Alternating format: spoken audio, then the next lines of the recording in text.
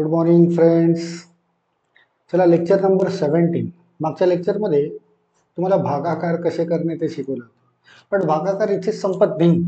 तर भागाकार पुन्हा की डिव्हिजन ऑफ डेसिमल पॉईंट्स, कुणाचा डेसिमल पॉईंट अँड फ्रॅक्शन्स, म्हणजेच दशांश अपूर्णांकाचा व अपूर्णांकाचा भागाकार शिकणे आहे. ठीक?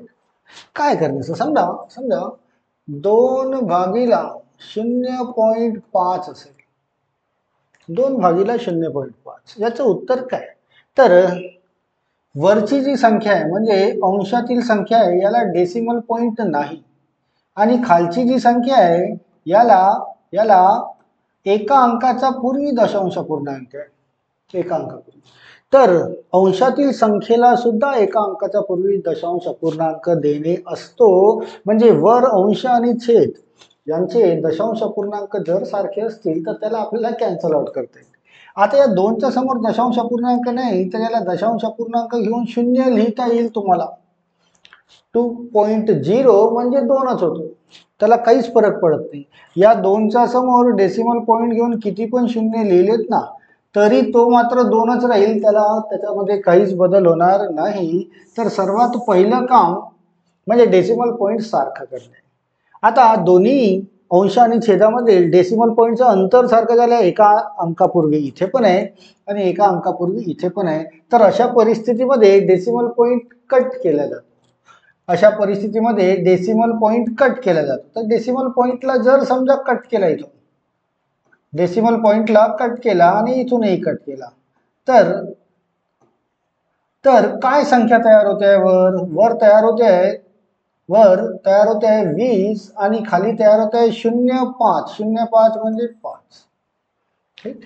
पण इथे डेसिमल पॉइंट होता त्याला आपण काय केलंय, इरेज केलंय.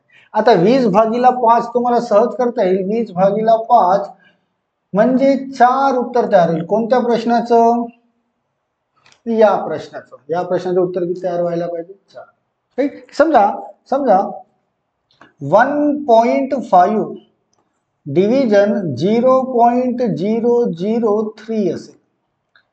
1.5 डिव्हिजन 0.003. खाली बघूया किती अंकाचा डेसिमल आहे? 3 अंकाचा. वर फक्त एकाच अंकाचा आहे. तर वर हा 1.5 याला 3 अंकाच्या डेसिमल मध्ये कन्वर्ट करेल. तर याच्या समोर 2 शून्य जोडून द्या. त्या 1.5 ला काहीच फरक पडणार नाही, तो 1.5च राहील. पण आपलं उदाहरण मात्र सोपं आहे.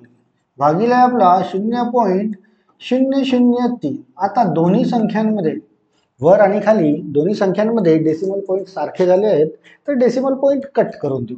इथून जर डेसिमल पॉइंट कट केला तर हा होतो 1500, आणि इथून जर डेसिमल पॉइंट कट केला हा तर 0003 म्हणजे 3 होईल. 3 ने या 1500 ला भाग देऊ. 3 5 15, 00 500 हे उत्तर तयार होईल या प्रश्नाचं. अगदी साधा सोपा पार्ट असतो, फक्त डेसिमल पॉइंट तुम्हाला सारखे करणे आहेत. चला 1-2 उदाहरणं पुन्हा घेऊया. की समजा 25 डिव्हिजन 0.0005 असं लिहिला तर आन्सर काय तयार होईल? इथे 4 अंकाचा डेसिमल आहे, वर 25 ला कुठलाच डेसिमल पॉइंट नाही. तर या 25च्या समोर डेसिमल पॉइंट घेऊन इथे 4 अंकाचा डेसिमल आहे तर 4 शून्य जोडून दिला. 1 2 3 4 आणि भागाकारात 0.0005 जशास तसा लिहूया. वर आणि खाली 4 अंकापूर्वी खाली दशांश अपूर्णांक तयार झाले आहेत. तर अशा वेळेस दशांश अपूर्णांक कट केला जातो, पण वरची संख्या तयार होईल 25च्या समोर 4 शून्य आणि खालची संख्या 0.0005 म्हणजे 5, आणि 5 ने याला भाग दिल्यास 5 5 25, समोर राहत आहे तुमचा 50,000. हे होईल उत्तर या प्रश्नाचं. वर आणि खाली दोन्ही साईडला डेसिमल पॉइंट सारखे असायला पाहिजे. ते सारखे असतील तर त्यांना इलिमिनेट म्हणजे कॅन्सल करता येतं किंवा हाकलून देता येतं. सर्वात आधी तर डेसिमल पॉइंट याचा वापर आपल्याला सिलेबसमध्ये करायचा नाही आहे. जिथे जिथे डेसिमल पॉइंट येईल त्याला हाकलून देऊया. तसेच याच्यावर काही प्रश्न मग तयार होतात. प्रश्न जसे परीक्षांमध्ये आलेले प्रश्न एक दोन मी लिहितो इथे की उदाहरण 3.5 डिव्हिजन 0.15 भागीला 0.7 भागीला 0.3 याला ऑप्शन्स पण दिले आहेत. Option number A that is 0.245 division 0.045. Option number B 49/9. Option number C 4.9/9 आणि ऑप्शन नंबर डी किती आहे 10. हा प्रश्न परीक्षेमध्ये आलेला आहे. परीक्षेमध्ये तर ऑलमोस्ट विद्यार्थ्यांना डेसिमल पॉईंट दिसला की त्यांना त्रास होतो की कशा पद्धतीने सॉल्व करणे किंवा किचकट होतो. सर्वात पहिलं काम आपण डेसिमल पॉईंट जो जिथे जिथे दिसतोय त्यांना हाकलून देऊया. बघा हा दिसतोय 3.5 आणि हा दिसतोय 0.15. खाली 2 अंकाचे डेसिमल आहेत, खाली 2 अंकाचे. तर या 3.5च्या समोर एक शून्य जोडून द्या. खाली आणि वर दोन्ही अंकांचे डेसिमल पॉईंट सारखे झाले. इथे भागाकाराचे चिन्ह आहे 0.7 भागीला 0.3. यांचे तर डेसिमल सारखेच आहेत. एका अंकापूर्वी इथे पण आहे आणि एका अंकापूर्वी इथे पण आहे. तर इथून जर डेसिमल पॉईंट या सर्वांचे हाकलून दिलेत आपण, इथून डेसिमल पॉईंट या सर्वांचे हाकलून दिले, हाही निघेल बाहेर, हाही निघेल बाहेर. तर तुमचं उदाहरण काही असं तयार होतं 350 भागीला 15 भाग 7/3 असं तयार होतं. आता हा जो भागाकाराचं चिन्ह दिसतोय तर अपूर्णांकामध्ये जिथे जिथे भागाकाराचं चिन्ह येत असेल अपूर्णांकात तर तिथे भागाकाराचं चिन्ह वापर न करता त्याला गुणाकारात कन्वर्ट करा. कसा होतो तो? हा 350 भागीला 15 या भागाकाराला याला जर मी गुणाकार केला तर त्याच्या समोरची जी संख्या असते अपूर्णांकातली ती 3 ही जाईल वर अंशामध्ये आणि अंशातील संख्या येईल 7 खाली छेदामध्ये, म्हणजे रेसिप्रोकल होतो तो. काय होतो तो? रेसिप्रोकल. उलट होतात, उलट. आणि मग कोणत्याही 2 अपूर्णांकांच्या मध्ये जर गुणाकाराचं चिन्ह असेल तर वरची संख्या आणि खालची संख्या यांच्यामध्ये भाग जात असेल तर देता येतो. जसं या 350 मध्ये 7 ने भाग जातो बघा, 7×5 35 आणि हा 0 50. या 3 ने या 15 मध्ये भाग जातो, 3×5 15. आता या 5 ने या 50 मध्ये भाग दिला तर 5×10 50 असं तयार होतं. म्हणजे तुमच्या प्रश्नाचं उत्तर तयार होतं 10. ऑप्शन मध्ये शोधणे 10 कुठे मिळतोय, इथे मिळत नाही, इथे मिळत नाही, इथे मिळत नाही, इथे मिळतोय, हे तुमच्या प्रश्नाचं उत्तर असायला पाहिजे 10. खूप साऱ्या परीक्षांमध्ये अपूर्णांकांच्या भागाकारांवर प्रश्न विचारला जातो, तो तुम्हाला डील करता आला पाहिजे. सर्वात पहिलं काम म्हणजे दशांश अपूर्णांकाला हाकलून द्या. दशांश अपूर्णांक ठेवूच नका, त्याचा कधीच डिलिंग करू नका. त्याला हाकलून दिल्यानंतर मग प्रश्न सोपा होतो. तसं 1-2 उदाहरण पुन्हा समजून सांगतोय तुम्हाला. जसं उदाहरण 4.5 गुणिला 0.5 भागीला 0.015 बरोबर किती? हा सुद्धा प्रश्न परीक्षेमध्ये आलेला आहे, तिथून पिक केलेला आहे. ऑप्शन इथे लिहितोय. ऑप्शन नंबर 1 15, ऑप्शन नंबर बी 1.5, ऑप्शन नंबर सी 150 आणि ऑप्शन नंबर डी 1500. राईट. जसं गुणाकारामध्ये आपण डेसिमल पॉईंट शिकलो होतो बघा, की या दोघांचा गुणाकार होतोय, या दोघांचा गुणाकार होतोय आणि या दोघांचा गुणाकार झाला तर याला एका अंकापूर्वी डेसिमल आहे आणि याला पण एका अंकापूर्वी डेसिमल आहे. तर यांचा गुणाकार केल्यानंतर 2 अंकाचा डेसिमल 1 + 1 2 आणि खाली जर बघितलं तर 3 अंकाच्या पूर्वी डेसिमल पॉईंट आहे. आपल्याला सर्वात आधी डेसिमल पॉईंटला हाकलून देणे. तर वर एकतर ही संख्या 4.5 किंवा ही संख्या 0.5 याच्या समोर एक शून्य जोडून देऊया. हा एक शून्य समजा मी इथे जोडला. आता वरच्या संख्यांचा जर मी गुणाकार करेल वरच्या संख्यांचा तर हा एका अंकापूर्वी डेसिमल आहे आणि हा 2 अंकापूर्वी डेसिमल तयार झाला. शून्य जोडल्याने संख्येमध्ये डेसिमल पॉईंटच्या संख्येमध्ये कुठलाच बदल होत नाही, पण यांचा गुणाकार करेल तर तो 3 अंकाचा डेसिमल तयार करेल आणि इथे सुद्धा खाली 3 अंकाचा डेसिमल आहे आणि डेसिमल पॉईंट 3-3 अंकांचे सारखे झाले आहेत म्हणजे डेसिमल पॉईंट यांचे सर्वांचे निघून जातील. तर याचा डेसिमल पॉईंट निघाला तर हा झालाय 45 गुणिला याचा डेसिमल पॉईंट निघाला तर हा झालाय 50 भागीला याचा डेसिमल पॉईंट जर निघाला तर हा होत आहे 15. डेसिमल पॉईंटला हाकलून दिलाय आपण फक्त आणि आपला प्रश्न सोपा केलाय. प्रश्न सोपा केलाय तर 15चा भाग देऊ 45 मध्ये 15 त्रिक 45 आणि 3 गुणिला 50 म्हणजे 150 असं असायला पाहिजे. या प्रश्नाचं उत्तर 150. राईट. पुन्हा बघूया थोडीफार अडचण असेल दूर करूया, हरकत नाही. की एक बेरजेवर प्रश्न आहे. 0.25 प्लस 1.25 डिव्हिजन 0.5 बरोबर किती? ऑप्शन इथे दिले आहे 3.75 number B, 1.75 number C, 2.75 number D, not म्हणजे यापैकी नाही, नन ऑफ दिस. चला बघूया, याला पण सॉल्व्ह करूया. आधी तर भागाकारामध्ये बघा, मी तुम्हाला काय शिकवत आहे, दशांश अपूर्णांकांचा भागाकार. बेरीज नंतर बघू. यामध्ये मला डेसिमल पॉईंट हाकलून द्यायचा आहे. तर वर 2 अंकाचा डेसिमल पॉईंट आहे, खाली 1 अंकाचा आहे, तर याच्या समोर एक 0 वाढवून दिला, झाला 2 अंकाचा डेसिमल. म्हणजे इथून मला डेसिमल पॉईंट कट करता येईल का? येस येईल. हा होता 125 भागीला 50. राईट. मग इकडचा मॅटर, इकडे काय 0.25. या 125 आणि 50 मध्ये भाग जात असेल तर देऊ. तर 25 ने भाग जात आहे, या 125 भागीला 50.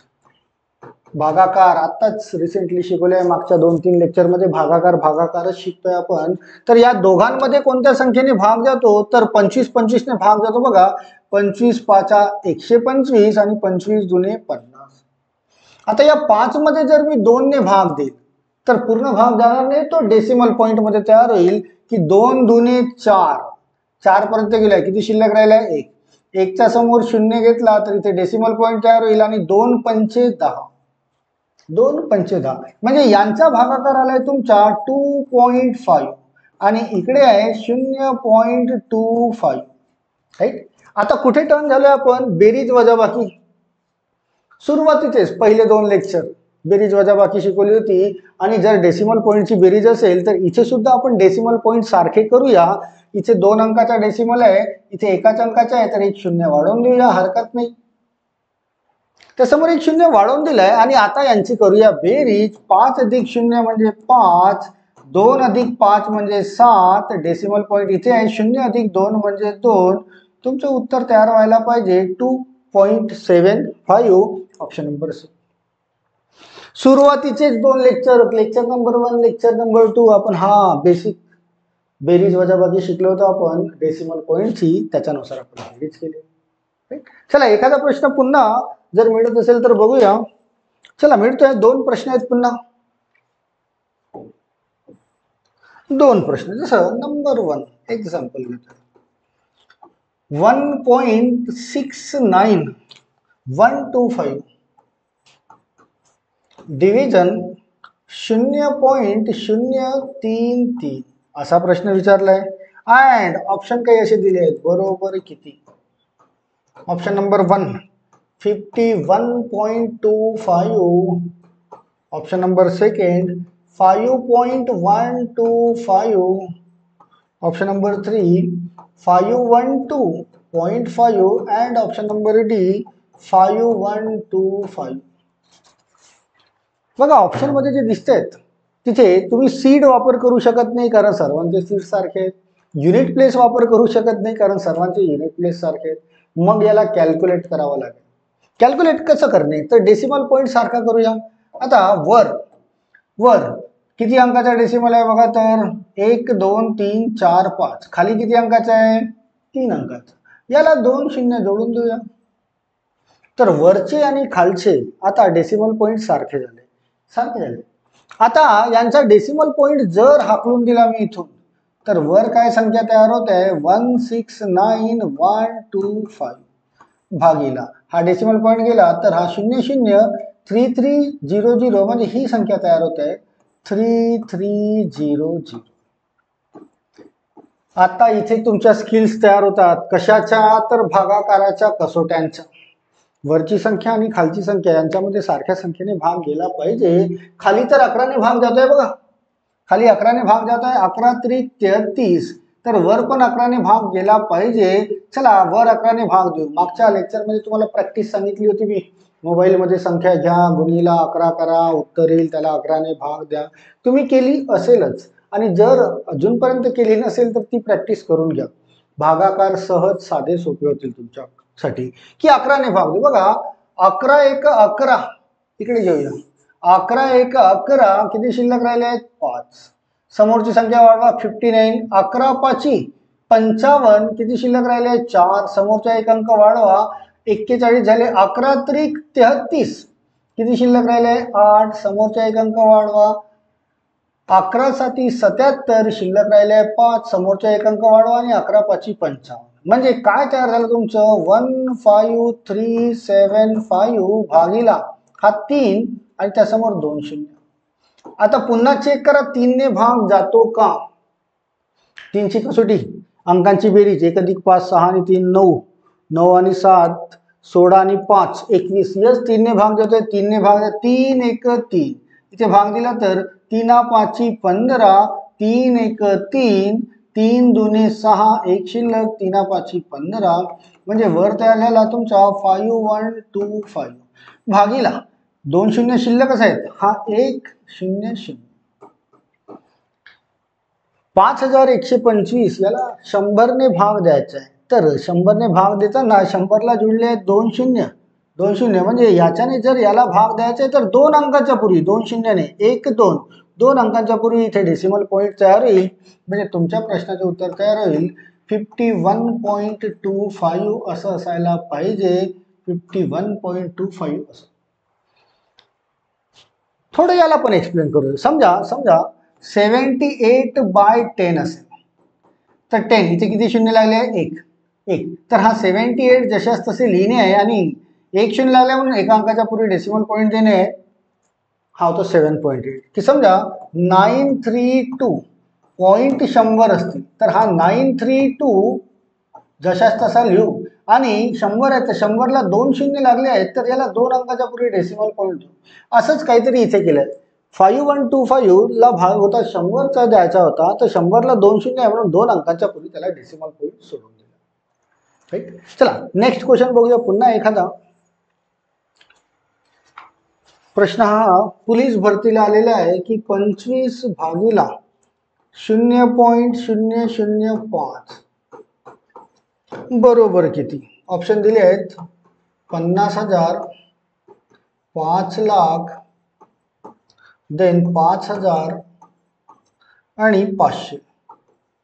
हे 4 ऑप्शन्स होते. पोलीस भरतीला आलेला प्रश्न हा 4 ऑप्शन. काय करायचंय 3 अंकाचा डेसिमल आहे. इथे 3 अंकाचा डेसिमल आहे. इथे डेसिमल पॉइंट नाही तर इथे डेसिमल पॉइंट घ्या आणि 3 शून्य जोडून द्या. आता वर आणि खाली अंशामध्ये आणि छेदामध्ये सारख्या अंकांपूर्वी डेसिमल पॉइंट तयार झाला त्याला हाकलून द्या. वर तयार होतो तुमचा 25,000 भागीला खाली काय तयार होतो 0005 म्हणजे 5. 5 ने भाग द्या 5 5 25, त्याच्यासमोर 3 शून्य जोडत आहेत. तुमचं उत्तर असायला पाहिजे 5000. Option number 3. राईट. हे तर झाले तुमचे दशांश अपूर्णांकांचे भागाकार. आता काही भागाकार तुमचे फ्रॅक्शनचे म्हणजे अपूर्णांकांचे तयार होतात. अपूर्णांक त्याचे पण आपण भागाकार बघूया. अपूर्णांकांचे भागाकार. अपूर्णांक यांचे पॅटर्न शिकवतो मी तुम्हाला आणि समोर आपल्याला बॉडमास घ्यायचेच आहे. तर या बॉडमास मध्ये अपूर्णांकांचे भागाकार वारंवार करावे लागते. कसे. जसं समजा 25/16 into 32/75 into 100/64 इक्वल टू किती. क्वेश्चन असा असेल, क्वेश्चन असा, जर जर हा अपूर्णांक दिसतोय, अपूर्णांक, जर अपूर्णांकांच्या मध्ये गुणाकाराचे चिन्ह असतील, अपूर्णांकाच्या मध्ये जर गुणाकाराचे चिन्ह असतील तर अंशातील संख्या आणि छेदातील संख्या यांच्यामध्ये तुम्हाला भाग देता येतो. कुठली पण असो.